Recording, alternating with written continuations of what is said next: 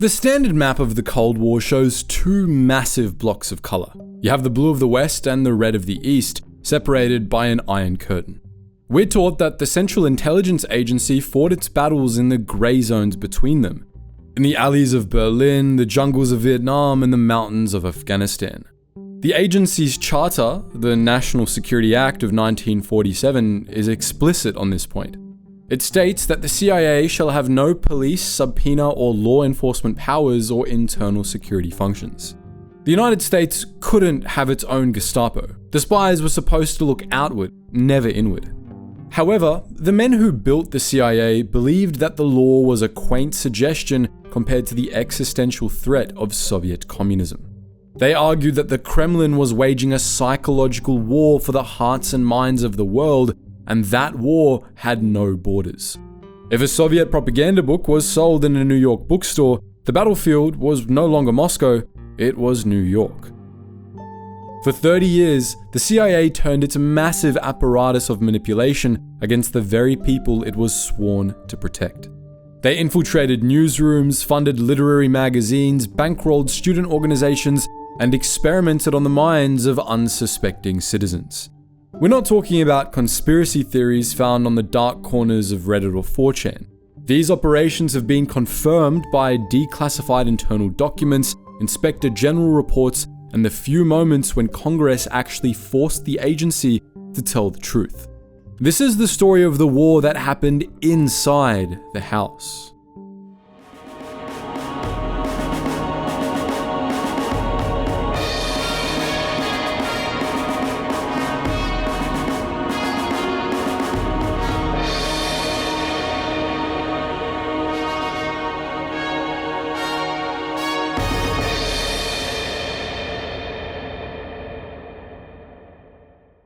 To understand how the CIA operated domestically, you have to understand Frank Wisner.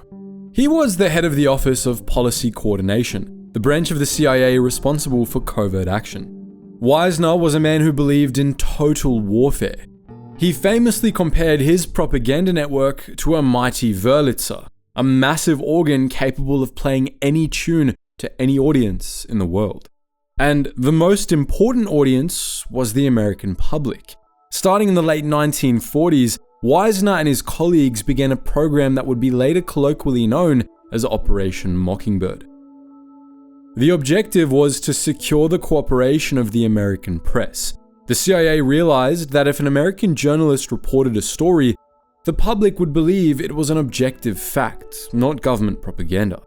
According to investigative reporting by Carl Bernstein and later findings by the Senate, the agency maintained covert relationships with over 400 American reporters, editors, and stringers working for the most prestigious outlets in the country, like the New York Times, CBS, Time Magazine, and the Wire services. The arrangement was often informal, built on the old boy network of Ivy League connections. A CIA official would have a quiet lunch with a publisher and suggest that it would be in the national interest to run a certain story, or perhaps kill a story that was embarrassing to the agency. They developed a technique known as domestic fallout. The CIA would plant a fabricated story in a foreign newspaper, say a report in Rome about communist atrocities. The international wire services, like the AP or Reuters, would pick up that story and beam it back to the United States. The American papers would print it as fact, and as such, the CIA was effectively laundering propaganda through foreign outlets to target the American mind. By the early 1950s, the agency had a network that could spin a narrative across the globe in 24 hours. They had reporters on the payroll who served as dual-purpose assets, collecting intelligence for the agency while filing stories for their newspapers. While Operation Mockingbird targeted the daily news, the CIA had a more subtle ambition for American culture. They wanted to control the intellectual environment itself. The Soviet Union was spending millions to convince European and American intellectuals that communism was the superior system for the arts. They painted the United States as a cultural wasteland, a country of greedy capitalists with no soul. The CIA decided they needed to prove that America was the home of free thought, avant-garde art, and high culture. In 1950, The agency helped establish the Congress for Cultural Freedom, or the CCF.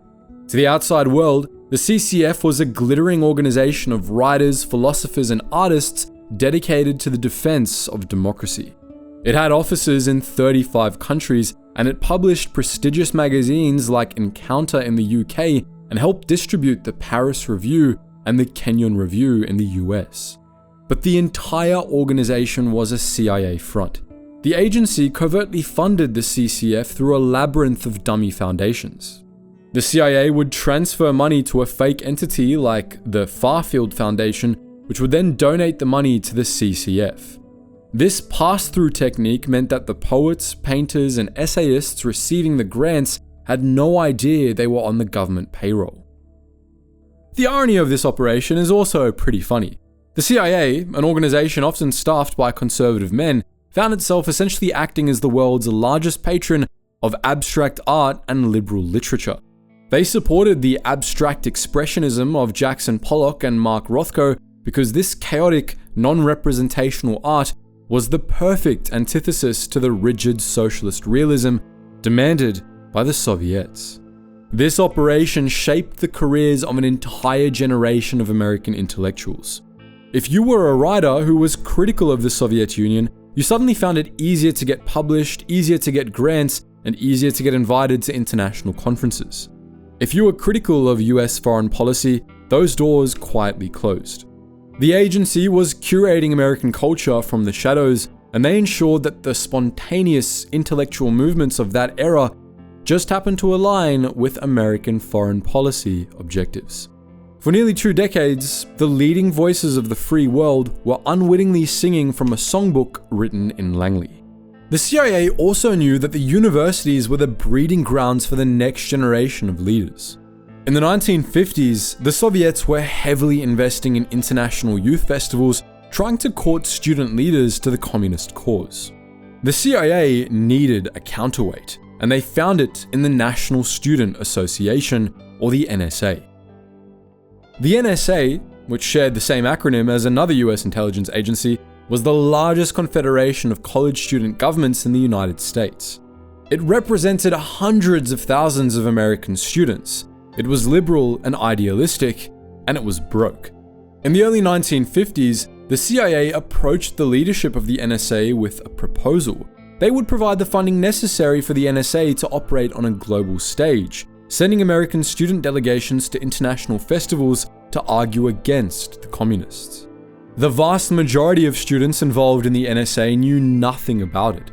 Each year, the outgoing president of the NSA would tap his successor on the shoulder, take him into a quiet room, and explain that the organization's budget actually came from the CIA. For 15 years, the CIA pumped millions of dollars into the NSA. By the mid-1960s, agency funds covered up to 80% of the student group's international budget. The CIA used these students as diplomats without portfolios. They coached them on what to say to foreign students and used them to gather intelligence on youth movements abroad. But the agency also used this leverage to steer the domestic politics of the organization. CIA handlers would gently guide the student leaders away from radical protests or resolutions like those that were too critical of the Vietnam War. They groomed these young Americans, shaping their political outlooks and careers. But not all of the NSA's members went along with this agreement.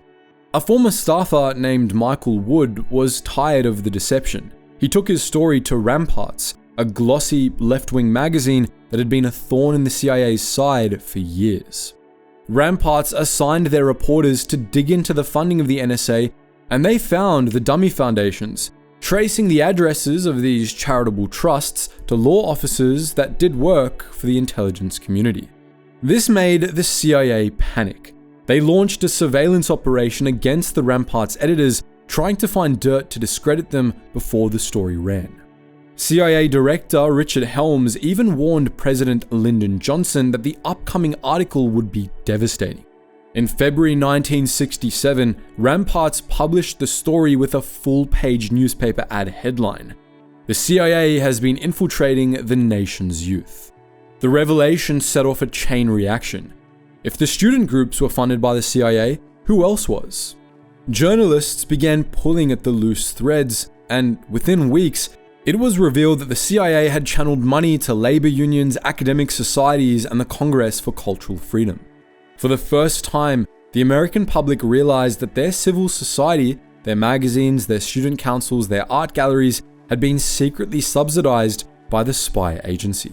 President Johnson was forced to appoint a committee to investigate, and the CIA was ordered to liquidate its domestic funding network. In the lore of conspiracy theories, people often confuse Operation Mockingbird, the media influence campaign we just discussed, with Project Mockingbird. They share a name, likely because the CIA reused codenames or because history is just messy, but Project Mockingbird was something far more specific and far more illegal. In 1963, the Kennedy administration was furious about leaks. Sensitive national security information was appearing in the columns of Robert Allen and Paul Scott, two syndicated journalists who seemed to know too much. The White House wanted to plug the leak, and the FBI, under J. Edgar Hoover, was hesitant to tap the phones of reporters without a warrant, fearing the political blowback. So, the job fell to the CIA. Under the direct supervision of director John McCone, the agency launched Project Mockingbird. They set up wiretaps on the home and office telephones of the two journalists, and for 3 months, the CIA listened to every conversation Allen and Scott had. They were recording conversations with confidential sources, as well as United States senators and congressmen. This was a Rubicon crossing for the agency. The CIA charter explicitly forbids internal security functions.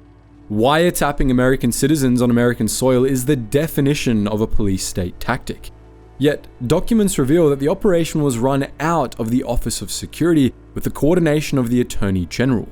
It established a precedent that the agency could turn its tradecraft against the Fourth Estate whenever the White House felt the press was getting too nosy. The agency also wanted a way to monitor the general population's connection to the communist world. They found a choke point at JFK International Airport in New York City.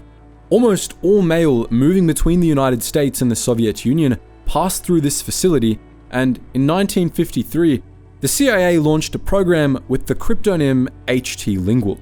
The premise was simple. They would intercept letters to and from the Soviet Union to see if they contained secret codes or recruitment pictures from the KGB.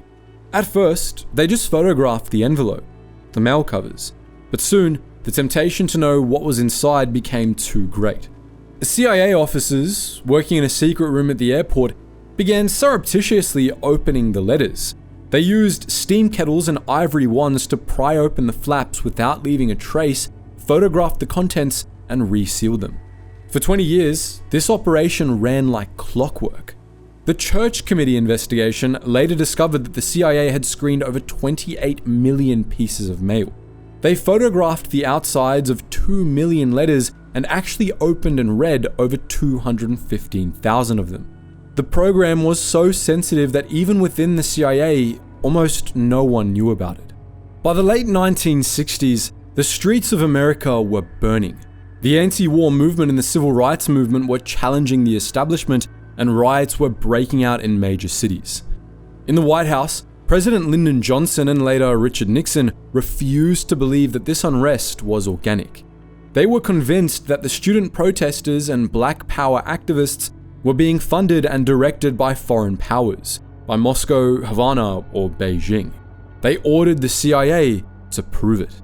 The result was Operation Chaos, and its mission was to unearth the foreign connections of the American domestic left. The operation was run by James Jesus Angleton, the CIA's legendary and deeply paranoid chief of counterintelligence. Angleton created a special unit that began compiling a massive database on American dissenters. The CIA began infiltrating domestic groups, and the agency recruited informants inside the Women's Strike for Peace, the Washington Peace Center, and various student organizations. They recruited campus administrators to act as spies, reporting on radical students, and they tracked Americans traveling aboard to peace conferences. The Chaos database grew to include files on 7,200 American citizens and over 1,000 organizations. The The agency was effectively building a map of political dissent in the United States. But after years of spying, infiltrating, and analyzing, the CIA analysts came to a conclusion that the White House didn't want to hear. They reported that there was no evidence of any significant foreign direction or control of the anti-war movement. The protests were homegrown. They were American. Nixon didn't care though. He ordered the program to continue and even expand. The intelligence gathering became an end in itself. The CIA, designed to spy on the KGB, had become a tool for the president to spy on his political enemies. This brings us to the most infamous and most disturbing chapter in CIA history, MKUltra. In the early 1950s, the CIA was terrified by reports that the Soviets and Chinese had developed brainwashing techniques. They saw American POWs in Korea confessing to crimes they didn't commit and believed the communists had cracked the code of human consciousness. The CIA decided they needed to close the mind control gap. The man in charge was Dr. Sidney Gottlieb, a chemist who headed the CIA Technical Services staff, and under MKUltra, he authorized 149 sub-projects designed to understand how to manipulate human behavior. They studied hypnosis, sensory deprivation, electroshock, and most famously, psychoactive drugs.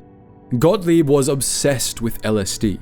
He believed that if used correctly, the drug could de-pattern the human mind, wiping it clean so a new personality could be inserted, or at least breaking down a subject's defenses for interrogation. The experiments began on volunteers, but they quickly moved to unwitting subjects. Gottlieb wanted to know how the drug worked in the real world, not just a lab. This led to Operation Midnight Climax. The CIA set up safe houses in San Francisco and New York that were furnished to look like apartments. They hired prostitutes to lure men back from bars to the safe houses, and the prostitutes would slip LSD into the men's drinks, and CIA agents would sit behind a two-way mirror, sipping martinis and taking notes on how the men reacted to a sudden, unexplained psychedelic breakdown during a sexual encounter. The victims of MKUltra were often the most vulnerable members of society: prisoners, mental patients, and drug addicts. In one experiment at a federal addiction center in Kentucky, 7 prisoners were given LSD every single day for over 70 days straight. The program even had a body count. In 1953, Dr. Frank Olson, an army scientist working with the CIA, was secretly dosed with LSD by Gottlieb during a retreat. Olson had a severe psychotic reaction, and days later, he fell to his death from a hotel window in New York City. The CIA covered it up for 20 years, claiming it was a suicide induced by job stress. MKUltra ran for 2 decades. It involved 80 institutions, including 24 colleges and universities, mostly without the institution's knowledge. In the end, Gottlieb never found the secret to mind control. He just left a trail of broken minds and ruined lives, all in the name of national security. By 1973, the Watergate scandal was tearing the Nixon presidency apart, and the spotlight was beginning to swing toward the intelligence community. CIA Director Richard Helms, the man who had protected the agency's secrets for years, realized that if the files on MKUltra and the other domestic operations were ever found, the agency would be destroyed. In one of his final acts as director, Helms ordered the destruction of all MKUltra records. Thousands of pages of documents, the records of the drugs, the names of the victims, the results of the experiments, were fed into the shredder. Helms believed he was saving the agency. He thought that by destroying the evidence, he could bury the past. But he missed a few boxes, and more importantly, he couldn't shred the people. The victims, the whistleblowers, and the consciences of the officers who had crossed the line were still out there. Just a few months after the shredders went silent, a new director, James Schlesinger, issued a directive ordering every senior officer to report any activity the CIA had engaged in that violated its charter. The result was a 693-page dossier known as the Family Jewels. It was a catalogue of domestic wiretaps, break-ins, and surveillance plots that sat in a safe, a ticking time bomb waiting to be leaked. In December 1974, Seymour Hersh and the New York Times reported that the agency had been spying on thousands of American dissidents. The public outrage forced a reckoning that dragged these secrets into the open. The era of the domestic PsyOp was defined by a specific Cold War anxiety, a belief that the rules of democracy made America too weak to fight communism. For 30 years, the CIA tried to fix that weakness by importing the tactics of the enemy. They manipulated the press, infiltrated universities, and treated citizens as test subjects. The infrastructure of influence and surveillance was built in the dark, justified by safety, and dismantled only when the public forced the lights on. And that's where we're going to leave it for this dossier. Today, we've covered the major domestic operations from the Cold War files. If you want us to do a dedicated deep dive into just the MKUltra experiments, or perhaps a full breakdown of the Church of Committee hearings that exposed all of this and more, let us know in the comments section below. And also, make sure you let us know what conspiracy theory you 100% believe is true and will be declassified in 20 years from now. To be honest, there's just too many, but I'd be very curious to hear your guys' arguments in the comments section below. Anyways, as always, thank you so much for watching, and I hope you learned something new.